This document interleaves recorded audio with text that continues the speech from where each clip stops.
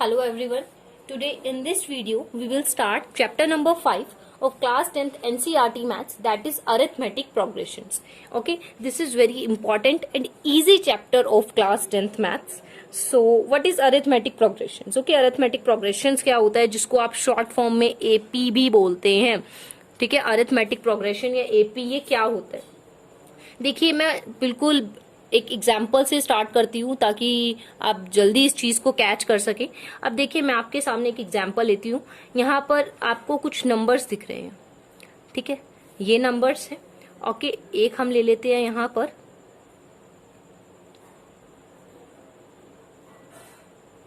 सो ये मैंने आपके पास जो ये दो नंबर मैंने एक लिस्ट ऑफ नंबर्स लिए हैं, ये एक ये.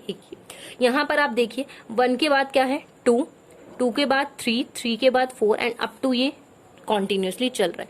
इसकी बात करें तो यहाँ पर 2 के बाद है 7 के बाद है 12 एंड कॉन्टिन्यूसली ये आगे चल रहा है. तो इन दोनों केसेस में अगर आप ध्यान से देखें, सो फर्स्ट केस में जो डिफरेंस है 1 में आपने 1 ऐड किया तो 2 आया, नेक्स्ट में आपने 1 ऐड किया 3 आया, नेक्स्ट 1 हुआ तो 1 का यहाँ पे आप देख रहे हो क्या चेंज है, +1 हो रहा है. यहाँ पर क्या हो रहा है, यहाँ पर +1 हो रहा है आगे की तरफ जाते हुए. इसकी हम बात करें 2 के बाद 7 तो 5 का डिफरेंस है.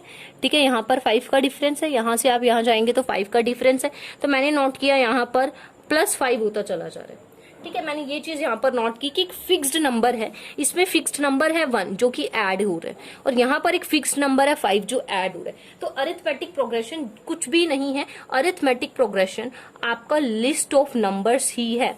लिस्ट ऑफ नंबर्स है, और नंबर्स आपके कैसे हैं जिसमें हर एक टर्म आपको कैसे मिलती है, एक फिक्स्ड नंबर को आप क्या करते चलते हो, ऐड करते चलते हो, तो आपके पास एक लिस्ट बनती चली जाती है अरिथमेटिक प्रोग्रेशन की. ठीक है, तो आपको क्या मिलेगा अरिथमेटिक प्रोग्रेशन में, इस तरह से लिस्ट ऑफ नंबर्स आपको मिलेंगे अगर उनका डिफरेंस सेम है. ठीक है, अगर उनका डिफरेंस क्या है, सेम. डिफरेंस सेम किस तरह से आ सकता है, क्योंकि आपने कोई फिक्स्ड नंबर है जिसको आप ऐड करते चले गए. So if your difference is common, अगर इस लिस्ट ऑफ नंबर्स में नंबर्स का जो डिफरेंस है वो कॉमन है तो ये आपका एपी हो जाएगा.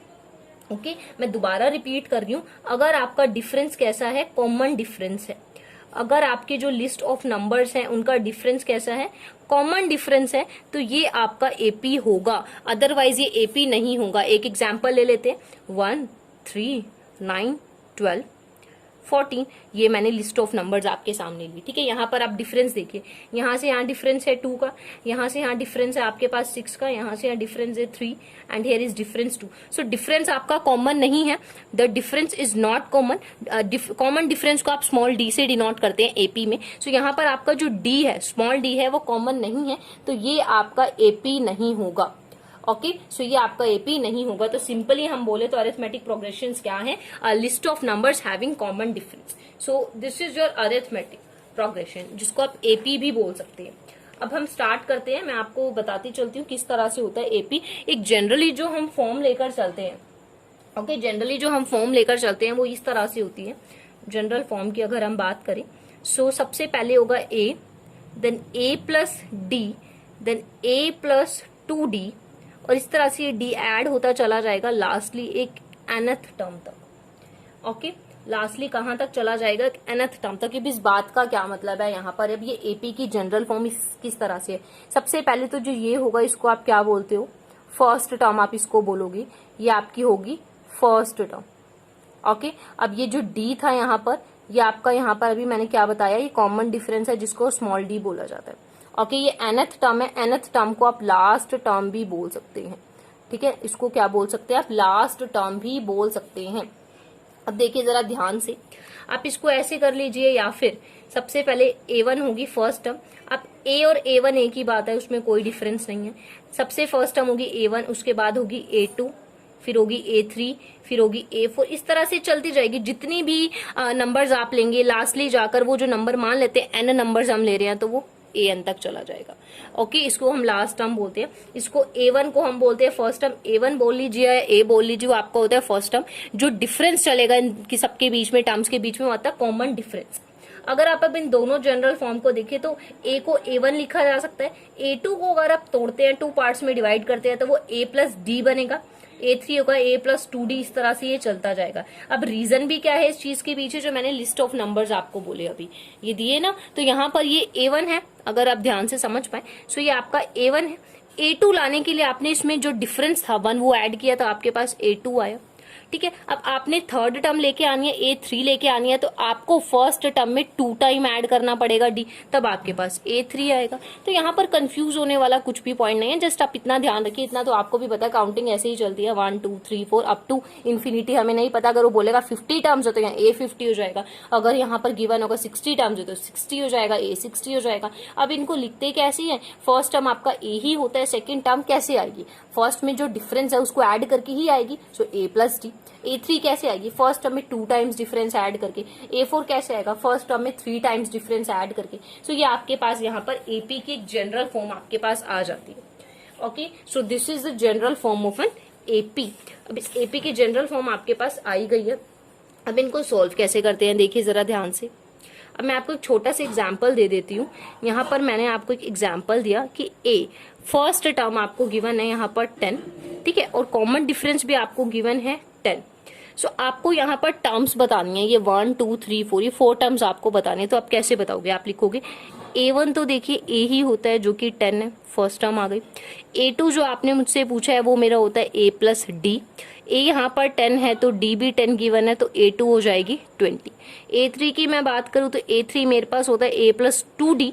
A is 10 and 2 times of D, so 10 + 20 is 30। सो ये मेरे पास थर्ड टर्म आ गई है। उन्होंने बोला फोर्थ टर्म भी बतानी है, so A4 will be A+3 times of D, 10 × 3 × 10 equals to 10 + 30 equals to 40।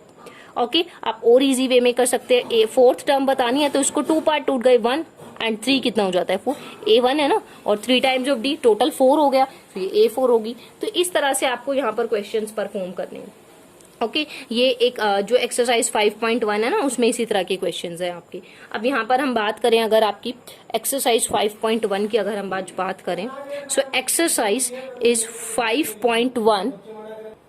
So the exercise is 5.1। Okay, देखिए जो 5.1 है उसमें फर्स्ट क्वेश्चन जो आपको गिवन है, हम पहले वो करते हैं। सो इन द फर्स्ट क्वेश्चन आपको कुछ सिचुएशंस गिवन है, आपको बताना है क्या ये सिचुएशंस AP बना रही हैं या नहीं। देखिए AP बना रही है या नहीं, सबसे पहला पॉइंट मैंने यही बताया आपको। AP का अगर आपको पता लगाना है तो आपको ये देखना होगा कि डिफरेंस सेम है या नहीं। ओके, ये देखिए द टैक्सी फेयर, एक टैक्सी का आप किराया लगता है आफ्टर ईच किलोमीटर, हर एक किलोमीटर के बाद, when the fair is ₹15 for the first kilometre and ₹8 for each additional kilometre. ठीक है, आप एक टैक्सी में जाते हैं, आपको फेयर पे करना होता है। जब आप फर्स्ट किलोमीटर ट्रैवल करते हैं तो आपको ₹15 देने होते हैं। फिर आप और नेक्स्ट ट्रैवल करते हैं, 1 किलोमीटर और गए तो ₹8 देने होंगे, और किलोमीटर गए तो 8 इस तरह से 8 ऐड होते चले जाएंगे। क्या ये AP है या नहीं। सो देखिए बहुत ईजी है। अगर आप गए हैं सबसे पहले फर्स्ट किलोमीटर के लिए आपने कितने रुपीस पे करे, ₹15। आपने कहा नहीं भैया मुझे तो 1 किलोमीटर और आगे जाना है, तो उसने क्या कहा, मैम 15 + 8 रुपीज लेंगे। तो 15 + 8 आपने ₹23 दिए फॉर सेकंड किलोमीटर। जब आपने 1 किलोमीटर और ट्रैवल किया तो आपको ₹8 और ऐड करने पड़े, वो गए 31। इस तरह से आप ऐड करते चले गए। तो यहाँ पर देखिए ये आपकी A1 है, ये आपकी A2 है, अब ये आपकी है A3। अब D कैसे निकालते हैं, D आपका होता है A2 - A1, A3 - A2। इसी तरह से आप क्या करेंगे, प्रीवियस जो आपकी जो नेक्स्ट टर्म होगी उसमें से प्रीवियस टर्म को आप लेस करके देखेंगे। आप यहाँ पर क्या कीजिए, A2 - A1 कीजिए, 23 माइनस आपने 15 किया, डिफरेंस इज 8। ठीक है, A3 - A2 कीजिए, 31 - 23 आपने किया, डिफरेंस इज 8। यहाँ पर भी डिफरेंस सेम है, यहाँ पर भी डिफरेंस सेम है, इट मीन्स डिफरेंस कैसा है, कॉमन है। So yes it is AP। Yes, first situation आपकी AP यहाँ पर बना रही है। Okay, hope it is clear to you. Now part two में देखो क्या बोला है, the amount of air present in a cylinder. एक सिलेंडर है, ठीक है, उसमें एयर कुछ है, ठीक है, उसका जो अमाउंट है, when a vacuum pump removes 1/4 of the air remaining in the cylinder at a time. अब क्या हो रहा है, एक सिलेंडर है, ठीक है, उसमें आपकी एयर है। अब वैक्यूम पंप के थ्रू आप क्या करते हैं, वैक्यूम पंप जब उसमें लगाते हैं तो आप उसमें से कुछ एयर बाहर निकालते हैं। सो जो एयर आप बाहर निकाल रहे हैं, आप हर टाइम कितनी निकाल रहे हैं, 1/4 आप इसमें से एयर को बाहर निकाल रहे हैं। क्या ये AP क्रिएट कर रहा है या नहीं, ये आपको बताना है। Okay, now see how we will solve this question, किस तरह से आप सोल्व करेंगे. You will write solution. अब हम यहाँ पर मान लेते हैं, हमें नहीं पता ना कितनी अमाउंट ऑफ एयर प्रेजेंट था, तो हम यहाँ पर लेट करके चल लेते हैं. लेट फर्स्ट टाइम जो एयर थी, फर्स्ट टाइम एयर आपकी सिलेंडर में कितनी थी इन सिलेंडर. फर्स्ट टाइम सिलेंडर में आपकी एयर है जिसको हम यहाँ पर T1 मान के चलते हैं. ओके, फर्स्ट टाइम जो थी T1 उसको हम मान लेते हैं x, कि x था अमाउंट एयर का फर्स्ट टाइम पर. जब सेकेंड टाइम अमाउंट कितना हो गया होगा, जिसको हम T2 यहाँ पर बोल रहे हैं. आपने क्या बोला, 1/4 ऑफ द सिलेंडर, जितनी उसमें प्रेजेंट थी ना उसको आपने 1/4 निकाला. अब x जो थी टोटल, उसमें से आप माइनस कर देंगे 1/4 ऑफ x. सेकेंड टाइम पर इतनी आपने निकाली, ठीक है. तो यहाँ अगर आप एलसीएम ले तो आपके पास हो जाएगा 3x/4. तो सेकेंड टाइम पर फिर इतनी आपके पास बची है यहाँ पर एयर, क्योंकि आपने इतनी तो निकाल ही लिया, टोटल इतनी थी एयर, 1/4 ऑफ इसका निकाल लिया, तो आपके पास रिमेनिंग कितनी हो गई, 3x/4. अगर हम बात करें थर्ड टाइम, फिर थर्ड टाइम कितनी एयर बच गई होगी वहां पर, जिसको हम T3 लेकर चलते हैं. अब इतनी एयर बची हुई थी, ठीक है. अब आपने इसका 1/4 निकाल लिया. अब इसमें से 1/4 ऑफ द 3x/4, आपने इसका 1/4 आपने निकाला, तो आपके पास हो गया 3x/4 माइनस 3x/16. आप एलसीएम लेंगे तो आपके पास आ जाएगा 9x/16. तो अगर आप ध्यान से देखें तो आपके पास ये फर्स्ट टर्म है, ये सेकेंड टर्म है और ये थर्ड टर्म है. अगर इनका डिफरेंस सेम हुआ तो ये AP हो गया, अदरवाइज नहीं होगा. तो अगर मैं यहाँ पर देखो D निकालती हूँ, D कैसे निकलेगा, A2 माइनस A1. सो मैंने यहाँ पर क्या किया, 3x/4 में से x को माइनस किया. जब मैंने इसको माइनस किया तो मेरे पास यहाँ पर आंसर आया x/4. ये मैंने A2 माइनस A1 किया. अब मैं कर रही हूँ A3 माइनस A2, क्योंकि 2 बार चेक करना होगा ना, क्रॉस चेक करना भी जरूरी होता है. दोबारा बोल देती हूँ, देखो कॉमन डिफरेंस है 3x/4. आपने A2 माइनस A1 किया तो आया -x/4. फिर मैं A3 माइनस A2 यहाँ पर ट्राई करती हूँ, तो यहाँ पर मेरे पास है 9x/16 है, एंड माइनस कितना है यहाँ पर 3x/4. सो यहाँ पर मेरा आंसर आया -3x/16. सो मैंने एक चीज नोट की कि दोनों टाइम पर जो डिफरेंस है वो कॉमन नहीं आया. डिफरेंस मेरा कॉमन नहीं आया. 3 टर्म्स मैंने बनाई और तीनों टर्म्स में डिफरेंस कॉमन नहीं है. तो ये मेरा जो ये केस मुझे दिया गया, ये AP क्रिएट यहाँ पर नहीं करता.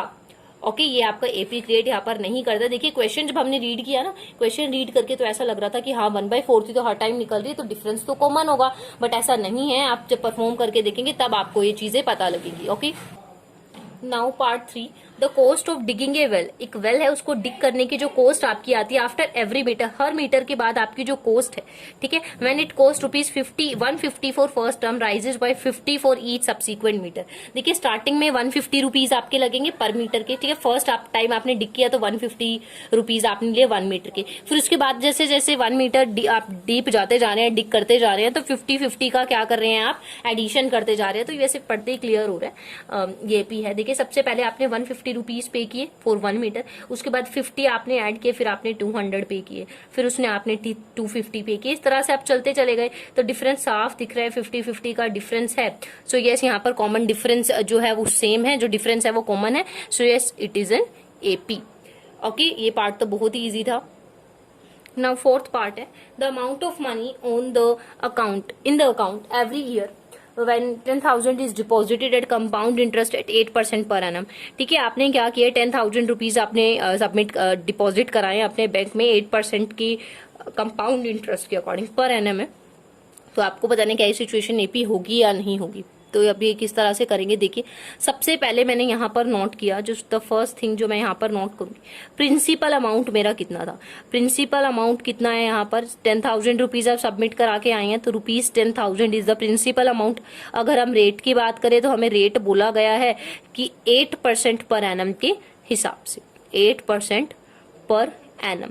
एंड टाइम आपका यहाँ पर कितना गिवन है, पर एनम यहाँ पर सिर्फ 1 ईयर का ही बोला, तो टाइम मैं यहाँ पर कितना ले रही हूँ, 1 ईयर.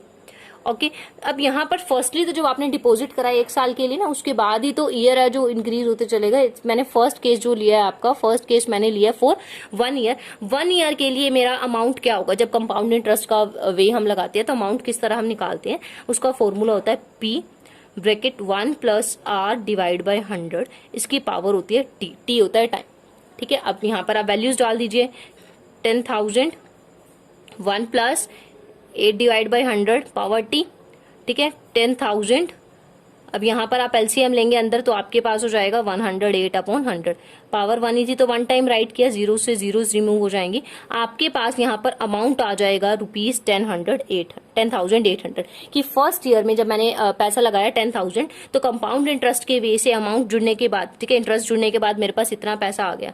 तो कंपाउंड इंटरेस्ट आपका किस तरह से निकलेगा, कंपाउंड अमाउंट जो आप लेकर आए हो उसमें से माइनस कर दो प्रिंसिपल को। कंपाउंड अमाउंट मेरे पास आया 10,800, उसमें से मैंने माइनस किया 10,000 तो मेरे पास इंटरेस्ट आया 800 का। फर्स्ट ईयर का मेरे पास ये इंटरेस्ट आया, ठीक है। सिमिलरली जब मैंने सेकंड ईयर, ठीक है, 2 इयर्स का जब हमारा टाइम पीरियड, ये सेकंड केस जो इसी में लेते हैं, अगर ये हमारा ए केस था तो ये जो बी केस होगा इसके अकॉर्डिंग जब मैं टाइम कितना ले रही हूँ, टाइम मैं यहाँ पर लेती हूँ 2 ईयर्स, ठीक है। हर ईयर के लिए मुझे कंपाउंड इंटरेस्ट निकालना होगा ना, तभी एपी बनेगा। तो 2 इयर्स का अगर हम टाइम ले तो अमाउंट आपका हो जाएगा P1 प्लस R/100 की पावर T ही है। तो यहाँ पर अगर आप डाले तो 10,000 प्लस सॉरी मल्टीप्लीकेशन है तो 1 प्लस 8/100 पावर हो जाएगी 2 टाइम्स, ठीक है। जब आप अंदर एलसीएम लेंगे तो 180 आएगा, जिसको आप 2 टाइम्स लिखेंगे क्योंकि पावर यहाँ पर क्या है 2 है। तो 2 0 से 2 0 एंड 2 0 से यहाँ भी 2 0 रिमूव हो जाएगी और आपके पास देखिए कंपाउंड अमाउंट क्या आ जाएगा, मल्टीप्लाई कर आ जाएगा 11,664।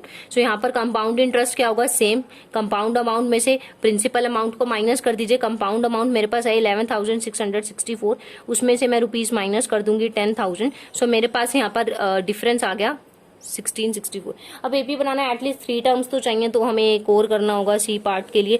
टाइम अब मैं 3 इयर्स लेके चलती हूँ क्योंकि एपी क्रिएट कर रहे हैं तो 3 टर्म्स क्रिएट करनी है और टर्म्स मेरी कंपाउंड इंटरेस्ट। अब कंपाउंड इंटरेस्ट निकालने के लिए तो पहले अमाउंट निकालना ही पड़ेगा, इसीलिए ये थोड़ा लेंदी हो गया और कुछ नहीं होगा इसमें, बाकी सेम ही है। देखिए 10,000 1 प्लस 8 डिवाइड बाई 100, अब टाइम पीरियड 3 टाइम्स हो जाएगा, ओके। अब 108/100 को आप कितने टाइम्स लिखेंगे, 3 times you will right.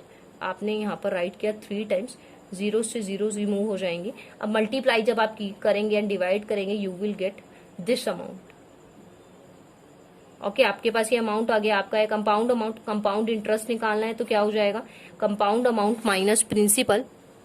Compound amount मेरे पास यहाँ पर है ₹12,597.12 रुपीज, जिसमें से लेस हो जाएंगे ₹10,000। सो मेरे पास यहाँ पर अमाउंट आ जाएगा 2597.12। सो यहाँ पर देखिए जो एपी मैं बनाकर लेके आई हूँ, फर्स्टली मेरा जो अमाउंट आया इंटरेस्ट आया वो है 800, सेकेंडली है 1664, थर्डली इज 2597.12। इस तरह से चलता चला जाएगा। अब आपको डिफरेंस देखना होगा, कॉमन डिफरेंस। कॉमन डिफरेंस कैसे निकालोगे, A2 माइनस A1 करके। A2 है 1664, आपने माइनस किया 800, आपके पास आया ₹864। अब क्रॉस चेक तो करना होगा।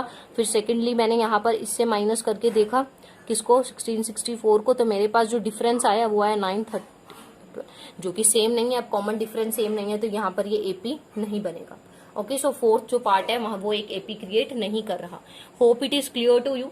अगर हम बात करें अब सेकंड क्वेश्चन की, तो सेकंड क्वेश्चन में कुछ भी नहीं आपको गिवन। आपको क्या बतानी है, फर्स्ट 4 टर्म्स आपको बनानी है। यहाँ पर फर्स्ट 4 टर्म्स आपको बनाकर देनी है, जिसके लिए आपको ए और डी यहाँ पर गिवन है। अब आपको फर्स्ट 4 टर्म्स बनानी है, ठीक है। जो फर्स्ट पार्ट था वो तो मैंने एग्जांपल के थ्रू बता ही दिया था। सेकंड पार्ट देखो, जैसे ए दे रखा है -2 एंड डी इज 0 है, ओके। आपको फर्स्ट 4 टर्म बनानी है। फर्स्ट 4 टर्म मतलब A1, A2, A3 and A4, okay. A1 क्या होता है, A ही होता है। A2 क्या होता है, A plus D and A3 is A plus 2D, A4 is A plus 3D। Just आपने अब यहाँ पर वैल्यू सब्सटीट्यूट करनी है। A is -2 and A plus D is -2 plus 0, -2, -2 plus 2 times of 0, -2, -2 and plus 3 times of 0, -2। सो बस आपके पास first 4 terms आ गई।